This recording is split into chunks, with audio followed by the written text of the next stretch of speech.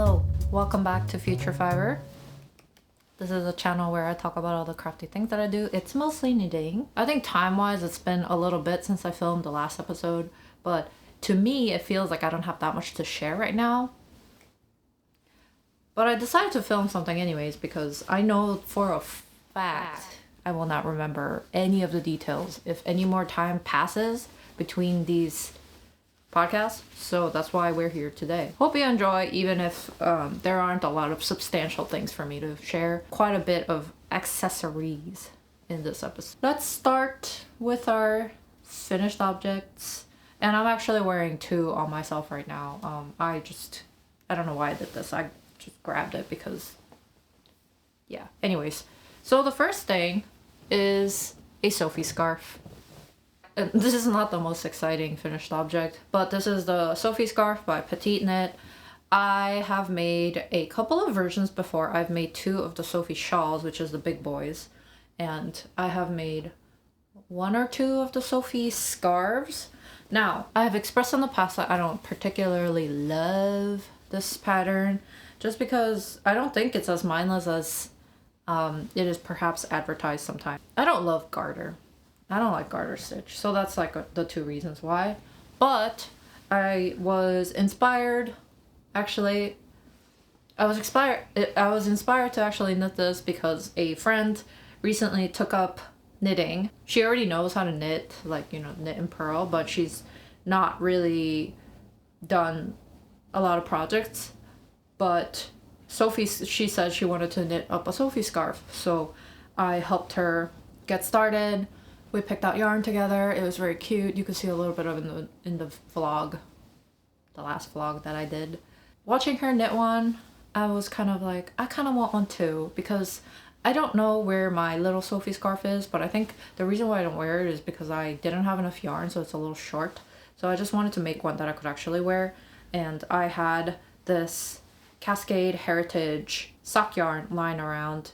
I had knit a pair of socks from this, and I had like about 20 something grams of it lying around, so I made a off-gauge Sophie scarf out of it. And this is in the colorway Christmas Red, I believe, and it's a very vibrant, very trendy red, I think, so I was excited to have one of these. Although I posted this in stories, but I feel like I have to be careful wearing these red little scarves a little bit. They can read a little, yeah, I have to be careful what I wear with this. But that's a Sophie scarf, so that's winter accessory number one. And then I think apparently there is a bit of a trend going around with the Berlin scarf by paulastrickt. I was easily influenced with the winter accessories this season. I've been wanting to knit a double-sided scarf on the Centro knitting machine for a while now, and I've actually knit a couple of them using different yarns over the years, but I wanted one that had like a fringe at the end, just like how the Berlin scarf looks. So I took out my Centro, brushed her off, and during the Knit Pick sale, I stocked up on the Picks Wonderfluff, and I've used that yarn before to knit a couple of things, one of them being my Sunday cardigan. I knit that using their colorway in Larkspur Heather, but this time I just picked out the cream white off-white yarn that they have, and I used it to knit this scarf. It's very, very long. I don't have exact length on it, but this is how long it is. And I used 4 and change balls of it. But I think if you don't want it this long, you could just get away with buying 4 balls and then do the fringe. So I had bought 5 balls of it to originally create it, so I like cracked into the 5th ball just to do these fringe ends. So I did actually end up buying the Berlin scarf pattern just because I wanted to look at how she does the fringes. But if you have an idea of how you would do this, I don't think you need to necessarily buy the pattern, but I will say using Wonderfluff, which is like a chainette kind of blown yarn, in the central knitting machine works really well, because I think the biggest thing with the central is that the yarn needs to have some sort of stretch, and the yarn needs to be very, very smooth. And the fact that Wonderfluff is very light also helps it go through the machine better. So I think it's like a really good yarn to use for it. And it's nicer than a lot of the acrylic yarns that you could be using in the central. So I think it's a really good option if you want to knit something really quickly and maybe give as a gift, to use a little bit of a bougier yarn from Knit Picks. So that's my review of the yarn in the central. But I think as far as like the original Berlin scarf goes, it's much wide, maybe not much, but it's a little bit wider than this. It's about like an inch or two wider than this, which gives it that like very like oversized, not drapey, what's the word? Oversized, kind of like fashionable look. But this is more like, because the central is 48 pegs, I think, it still is wide, you know, and like if I double wrap it, it is looking very cozy, but it's not as wide. So if you want that wide, very fashion forward, I guess, whatever look that you would get from the Berlin scarf, I would maybe just, you know, use that pattern to knit the Berlin scarf. But if you don't mind having a scarf that has a similar look but is like a little bit skinnier, then I think the central is a really good option. Also, I did buy the drill attachment for the central because I've been thinking about it ever since I bought the central like a year and a half ago, but I just like never bit the bullet on it because I was like, you have hands, Jenny, you could crank this out using your hands. But 4 balls of Wonderfluff was enough to convince me that I did need to buy the drill attachment, and I did, and it went very fast. So I was very pleased with this outcome. Although with the drill attachment, you do have to be careful because I actually melted my handle using it. So just be careful. You have to make sure that the drill is very like level with the machine and all of that. I was able to kind of like use an X-Acto knife to like separate the handle from the rest of the machine, so it works. But it's like, I mean, the central is not really known for its structural integrity. Do with that information what you will, but that's how I knit up this mock Berlin scarf. Go buy the pattern too. I mean, like, I think it's a great little pattern to have on hand for when you need to knit any like gifts, or if you just want a very fluffy scarf. I will say, like, I can't imagine myself doing this by hand just because I think it'll be a little bit mind-numbing for me. If I'm going to knit plain stockinette, I might as well as have it be a sweater, but that's just my personal opinion. But I really love the final outcome, so I recommend. So let's finish subject number 2, and the rest of these I think are all socks. And I will tell you the reason in a little bit, but let me start you off with my DK socks. DK weight socks. These are self-drafted, and I started knitting them because I don't know, impulse. All of this is chaotic impulse. Nothing in this episode is thought out or planned. Fuzzy toe up socks. I think these are, I want to say that these are 52.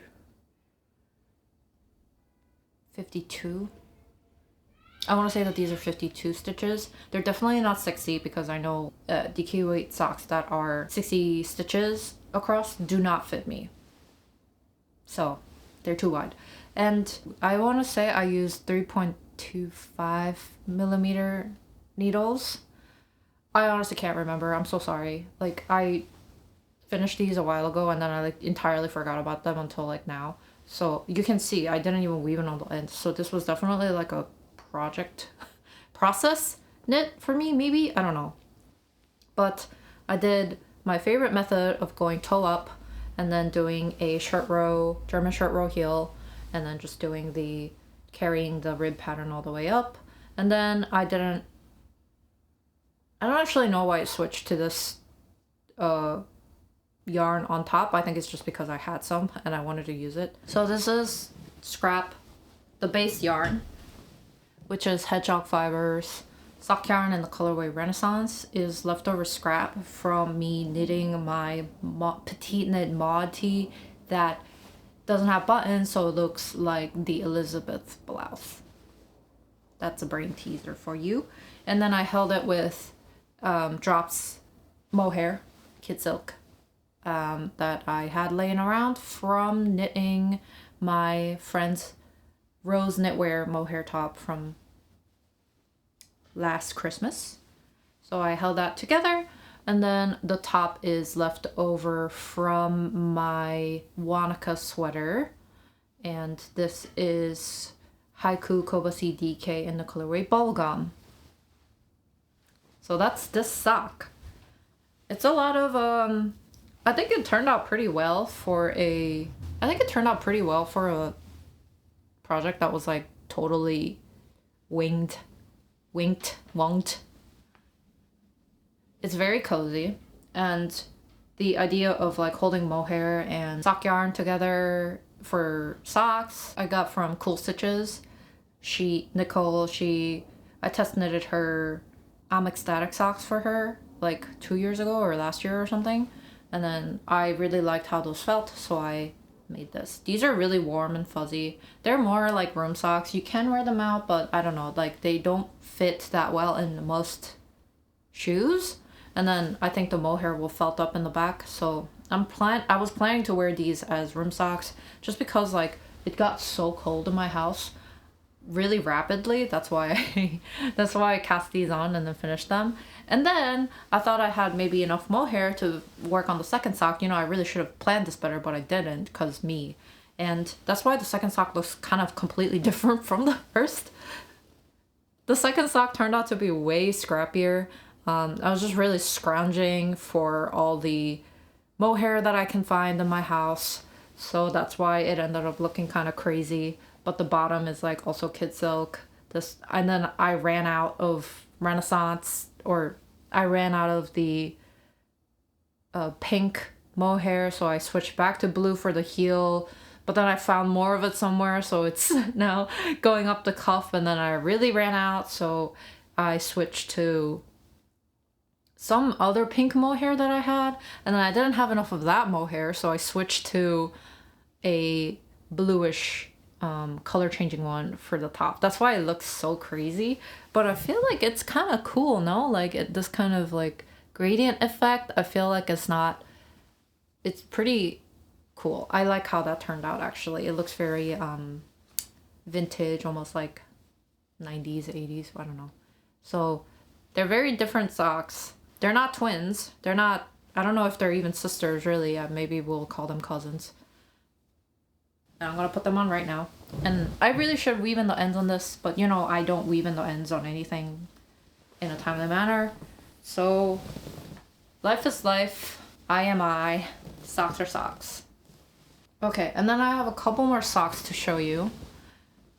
The reason why I have so many socks in this episode is, well, this is not part of that, but I finally got myself working on the circular sock knitting machine, which is why I have so many socks, because I was excited to do that. And then I want to use it to crank out some Christmas gifts. So I've been working away. Dobby would be very happy to meet me because I have so many socks. My first finished object, well, okay, so none of these have the ends woven in, but let's still count them as finished objects. The first one is this.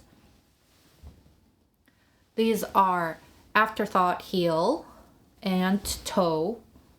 Well, okay, well, or I did the toe by hand too, but really the key point is the Afterthought heel. And the sock yarn that I used is Biscotti Yarns Advent Calendar yarn from like 2 years ago or something. So all of these are from my stash, and I really like how these yarns feel. They feel super soft, so I think this is for a gift for my friend, so I think he will like how these feel. But then the toe and the heel are a sturdier yarn, and they're Regia 4-ply.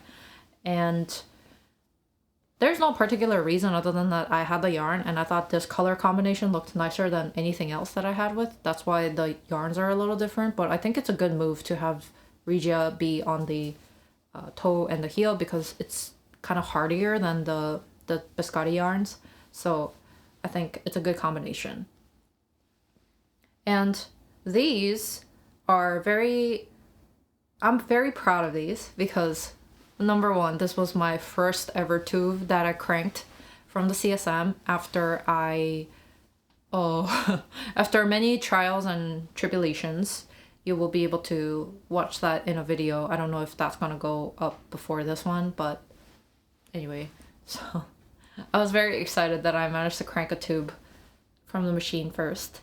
And I learned a new technique of doing afterthought heel, and I really was psyching myself out about it, but then I watched a couple, I didn't even watch a tutorial. I just read, I'll link the article down below, but I read that article and then I just followed the instructions and it worked and nothing came apart. Everything was pretty solid. I don't think I am very good at picking up stitches in a solid row. In a lot of my sweaters, whenever I pick up stitches, they go like this. So I don't even bother putting in lifelines a lot of the times. I just have to rip everything out. But I made sure to kind of follow. I think it's easier with these kind of hand-dyed yarns because this one, for example, has very distinct striations in the fabric. So I was able to look and then pick up the stitches in a more straighter row. So that was really nice. And I think really the key is just cutting one stitch and then carefully picking off the row so that you are being kind of slow and steady with how you cut open the fabric here. The decrease process makes a ton of sense. It's just how you would do a toe. You just knit in a circle and then you decrease until you get to the heel part, and then you have to Kitchener, which I don't love Kitchener, so that wasn't my favorite, but I think I like how the toe really matches the heel and the sock. I think that's visually very interesting to me, very pleasing.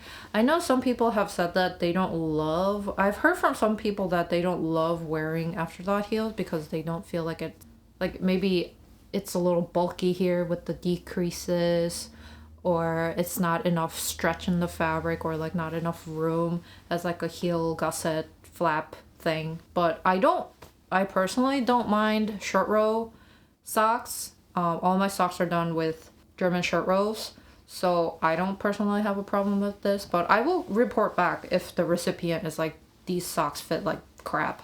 The second pair of finished socks is also using my stash yarn from Biscotti Yarns advent calendar from 2 years ago, and this one I did mostly on the machine. So I did the heel turn and the toe on the machine, and the only part that I really did by hand was Kitchenering the toe after I was done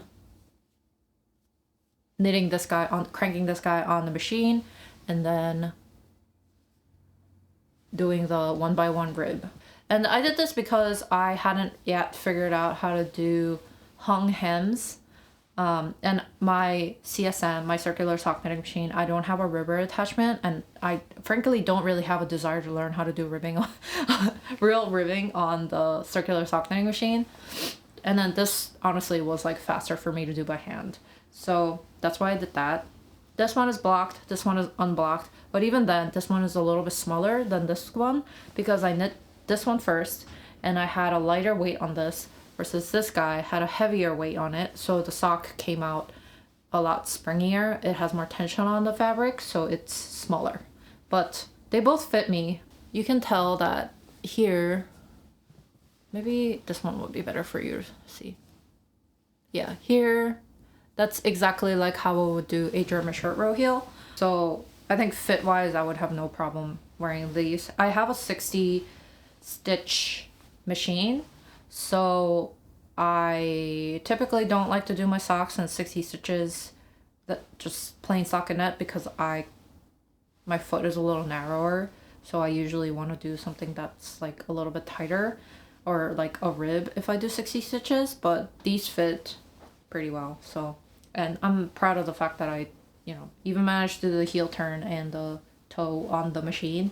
So that's these. I'll just continue to talk about the socks, I guess, as we head into works in progress. I have a couple more socks that I experimented with on the machine.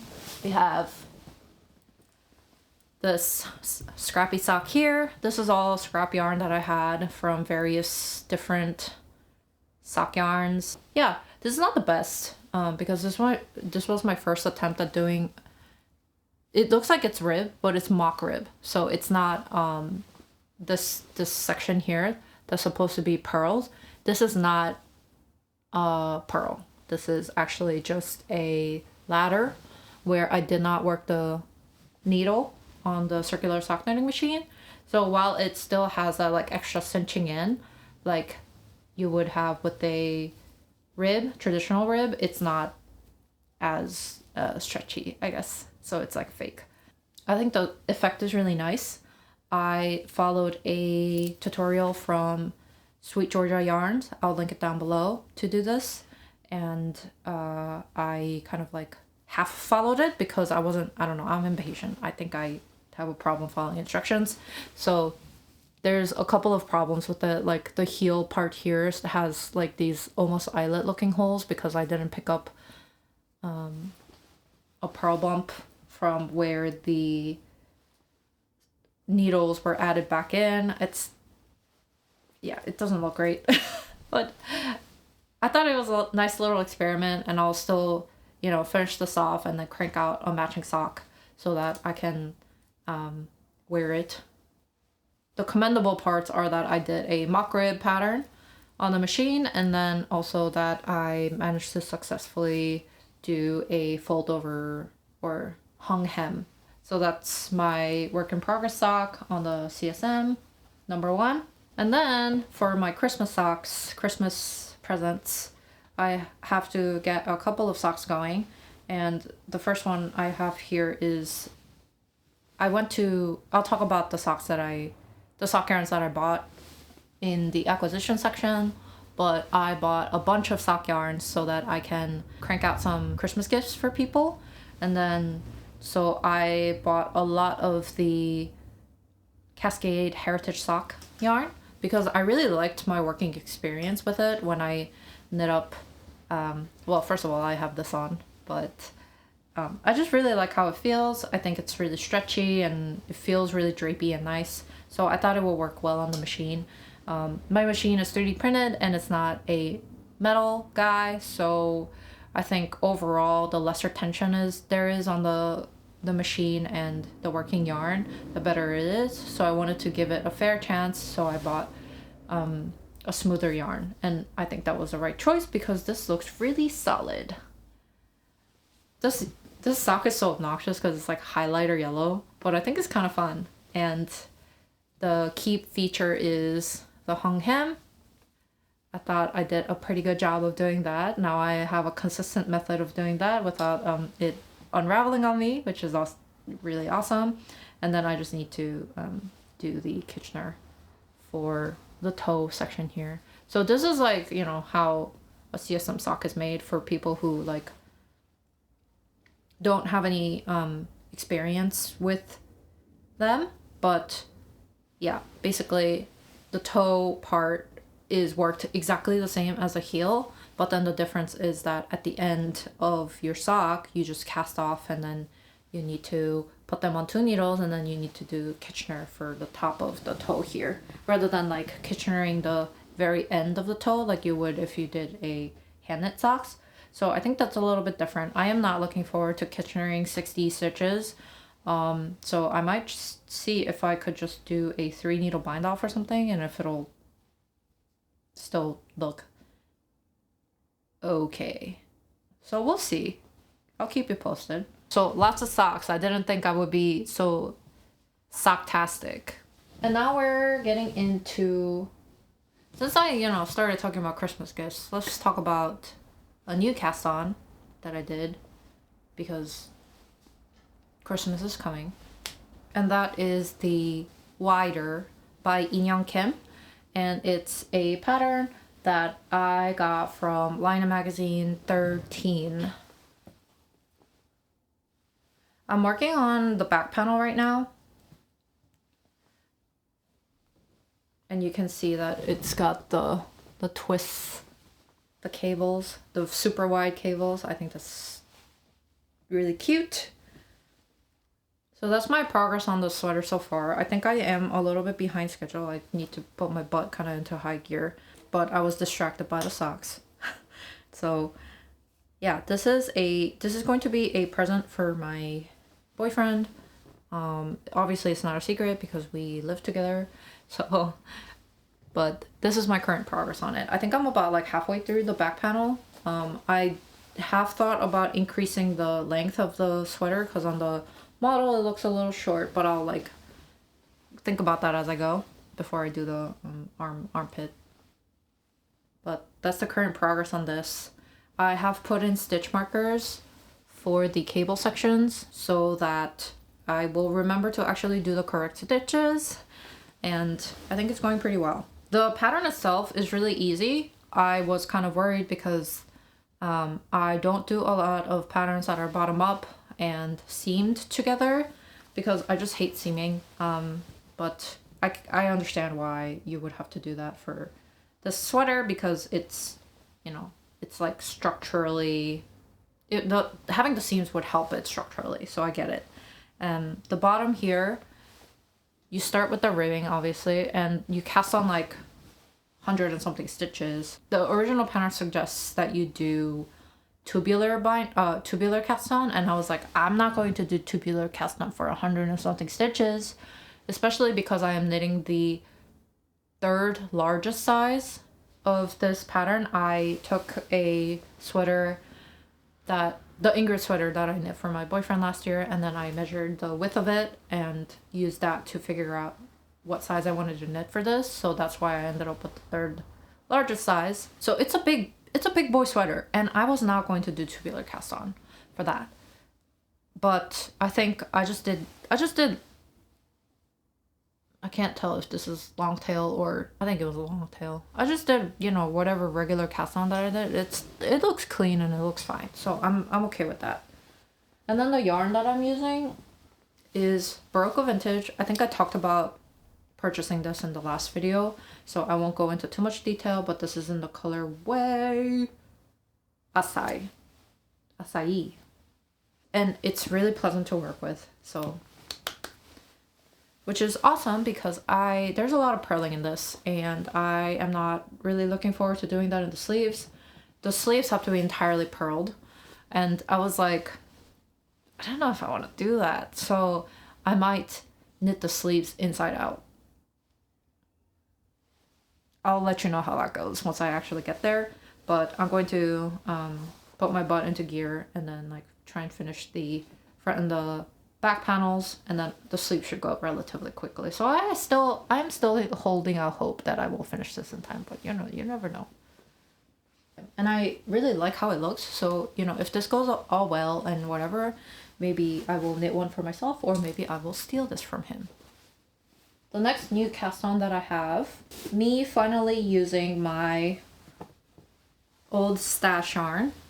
This is Plotulopi. Eastex Plotulopi in the colorway, I'll put it down below. It's like, these are the two kind of like heather grays, but this is obviously darker and this is lighter. So I already had this guy. I had 7 plates of this, and then I bought 7 plates of this guy.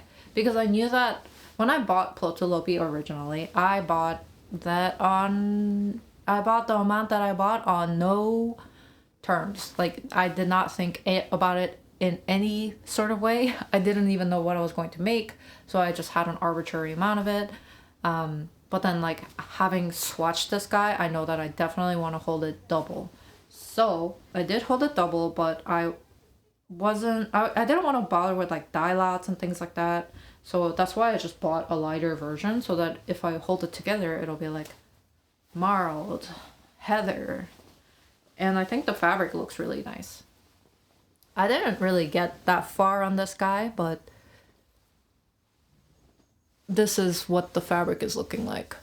I think the effect is really nice and the yarns go together really well, and I'm really excited for this project, but I just haven't had a lot of time to work on it because of all this other stuff going on, right? So, but let me share with you the vision. I am working with a pattern by Cookie the Knitter. Pattern is the Zip Up Cardigan by Cookie the Knitter. But my vision is as follows. I want a full zip up cardigan, but I want it to have a couple of details that make it look like the fuzzy Patagonias, where I want it to kind of look like the Patagonia Retro X fleeces, where you have a zip going up and then you have this like patch pocket on the center, and then you have a band of different contrasting stripe fabric that goes around the neck, and then you have a bit of fuzzy on the top. So that's like the main vision that I have for this. And so I am using the zip up cardigan pattern in a oversized, I'm knitting it in a pretty oversized size. The body will be done with Plotulopi, and the contrast, I will just find something in my stash to do, but it's so that my plan is to do that so that it's more, it's not as offensive to have around my neck. And then the top fuzzy bit, I'll use some boucle scrap that I have from a previous project to kind of like mimic that look is the plan here. I believe I'm knitting either the large or the extra large. So I guess I'm knitting like the second largest size. This is designed to be a little bit more fitted. So to increase the ease, I just knit a way larger size. But it's totally possible that it will just look like poop and I'll have to do some quick thinking on the fly. So TBD on the result, but that's like my plan for this guy.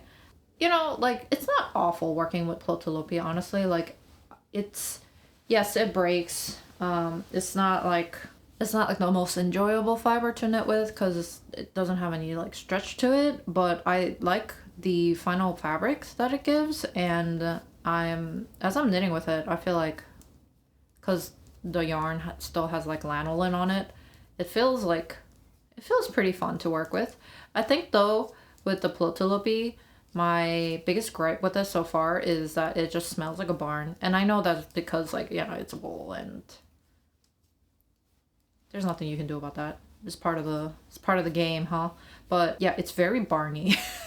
It's very and if you wet it, like, I blocked my swatch and I lay it flat to dry, and she really smelled like a wet sheep. So yeah, I don't love that, I will be honest with you, but that's part of the game of working with natural fibers, huh? Like, it's just what you gotta deal with. This is my update on the thin sweater by Wool and Beyond. I'm almost done with this sleeve, one sleeve, and the shorties that I got really help. I did not want to do magic loop, so I waited for these ginger 3mm needles to come in, and it's been going so much faster. I think I still stand by the fact that ginger, like Knit Pro gingers, are probably my all-time favorite needles. They don't go as thin as the C Knits Koshitsus. Like, I think 3mm is the smallest needle size you can get for the gingers, but yeah, it's been going really well. So that's why I have quite a bit of length on the arm right now, and I've been carrying this around so that I can just knit it wherever I go. But that's the update on this guy. I hope I can finish this by the end of this year, but I mean, we'll see. We'll see what my time and schedule will look like. I have this much of the yarn left. I got 3 balls of, or 3 skeins of it, and it was enough to, I think it's definitely going to be enough to finish this t-shirt, the thin sweater by Wool and Beyond. And I don't know, it's one of those projects that I like pick up and knit and have on the back burner for a little bit, but I think it'll turn out really well. Yeah, I don't have any desire to, I'm gonna be totally honest, I don't have any desire to do a fingering weight sweater anytime soon again. It just takes so long, and I am not as much of a process knitter as maybe other people, so I feel like I'd rather be doing something else. Like, I think DK is probably my favorite weight of yarn to knit with, just because you see the results, but then it still doesn't feel as bulky. So yeah, I mean, that's just me complaining all the time about knitting stuff that takes too long, but I know that I will get a lot of wear out of this once I finish it, just because I think it feels super nice. And I can definitely use it as a layering piece. So I am excited to be done with it, and I'm just being impatient goblin about it. But yeah, we'll see where I end up with this at the end of the year. But that's my thin sweater update. And we have another long-term resident. This is the Waffle Loop Neckwarmer by Otherloops. I am finally working on the front section, which is very exciting. And I have a little bit to go before I start the decreases for the front, and then I just have to work on the neck and it'll be all done, which will be very exciting given that I am having a bit of a winter accessories moment here, and I just think it'll look really cute paired with a lot of I have a lot of blues, so like this kind of grayish brown I think will look really good paired with it. And I just really want more winter accessories. I'm so cold. I'm cold. So that's the update on this. I mean, it's not like, now the progress isn't very exciting, so hopefully the next time you see this it'll be done. I think that's all the whips that I have to share. And then now we're getting into acquisitions, which there are a lot of. I'm not going to go into too much detail because I think they're all designed for the same project basically. And those are socks. I have a lot of sock yarn. But before I get into the sock yarns, I want to show you a book. I purchased this book. This is Victorian Housecats to Knit by Sara Elizabeth Kellner. She's actually the designer that released this pattern, Henry's Bunny, for free on Ravelry. And I think her specialty is just a lot of animal plush knits, and I always thought her cat patterns were really cute on Ravelry, and then I recently found out that she published a book, so I just needed to get it and I think the design is really cute. And the patterns included in here are all cats, just cat plushes. So if you have no interest in cat plushes, it's not going to be very exciting for you. I bought this with my own money, by the way, so this was not sent to me or anything. I just wanted to share it with you because I thought it was really a cute little book, and you can make a lot of decorations and gifts. The cats that are included, the cat patterns that are included in this book are from the home of the Morgans, a perfectly normal upper-class British family in the late 19th century, except perhaps for one small detail, they're a little obsessive about their cats. So it's set up so that the book kind of like walks you through the Morgan's family house, and then you have all these cats that are just like chilling in different areas of the house, which is like very cute. The pictures are a little interspersed with all the pattern instructions, so I don't think there is a page that I can pick and show you because I don't want to spoil any of the patterns, obviously. So I'll just throw up some pictures of some of my favorite cats from this book, and I am very keen on knitting some of these up to make a life-size cat friend for my cat, although I know she will hate it. I just think it's such a cute idea. I think one of my favorite cats is the one that's sleeping on his back. That's the library cat Yeah, I am definitely in my plush era a little bit. I just wanted it, so I just bought it. That's it. You can get this on Amazon or any like book retailer online. Let me show you all the yarns that I got. So I went to Annie & Co. in Upper East Side yesterday and picked up a bunch of sock yarn. Look at this. I'm rich. I have a lot of sock yarns, and they're all going to be fed into the CSM. They will be material to knit a bunch of socks there. But let me show you the the yarns that I got. Most of them are Cascade Heritage because I just think it's a very reliable sock yarn. I like how it feels. I think it looks really good once it's all done up, and it feeds into the machine very well, which is why I got so many of them. There's actually one more that was using this one. But the colorways that I got are Sweet.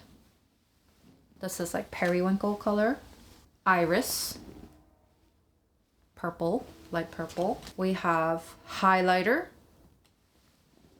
Very pink, very vibrant. This is going to my one friend that loves this kind of pink. We have this heather purple color, which is Passion. We have these two blues. This one is Dusty, kind of like aqua-ish color. And we have Royal, which is this blue. So that's all the heritage. Well, and then the yellow guy. I don't know what color that is. I'll put it in the description down below, but it's this like highlighter yellow. This is also heritage. So those are the Cascade Heritage sock yarns. I am not excited to wind these up because I hate winding up yarn, but you know, you gotta do what you gotta do. And I like Heritage because it's a really affordable yarn. It's $12 a skein, and then for $12 you're gonna get a pair of socks and change. You can, if you hand knit it, you can get a pair of socks and a Sophie scarf. So I think it's a very good value. And then I got I got two extra skeins for fun, I think. Yeah, I think I got them for fun. I honestly can't remember. We have Murky Depths Dye Works, hand dyed. And this is in the colorway Brigado. Very interesting, like purpley, bluey, navy dye. And I got this to make a sock for a friend. She actually went with me and she like looked at this and then put this down. So I like bought this to give to her. So she unknowingly picked out her sock color. And then I saw this and then I kind of couldn't walk away from it. And this is Yarn Over New York. Right, this is Yarn Over New York in the colorway Broadway Longicorn. Like, look at this. How do you not buy this? I am going to knit socks with them, I think. But they're almost too nice to be just socks though, so I don't know. This is my problem with hand-dyed yarn. I buy it and I'm like, well, like, it's sock weight, but I don't want it to be just socks because it's too nice. But maybe they will just end up being socks, but this is what I picked out for fun for me. I deserve a little treat too. Well, this was a lot of treat. This was a lot of socks that I bought. Sock yarns that I bought, but it's okay because it's all going to be gifts. Yeah, I guess that's everything. I might have missed some things, but honestly, I don't know. It's been so chaotic that I just got to do this right now. If you guys have any questions about any of the things that I showed, leave a comment and I will try to answer it to the best of my abilities. I hope you guys are staying warm. We just put up the Christmas tree. So now we're kind of heading into holiday season. I feel like December is kind of speeding by, which makes me a little, which is a little spooky for me, but yeah, thanks for watching. Bye, y'all.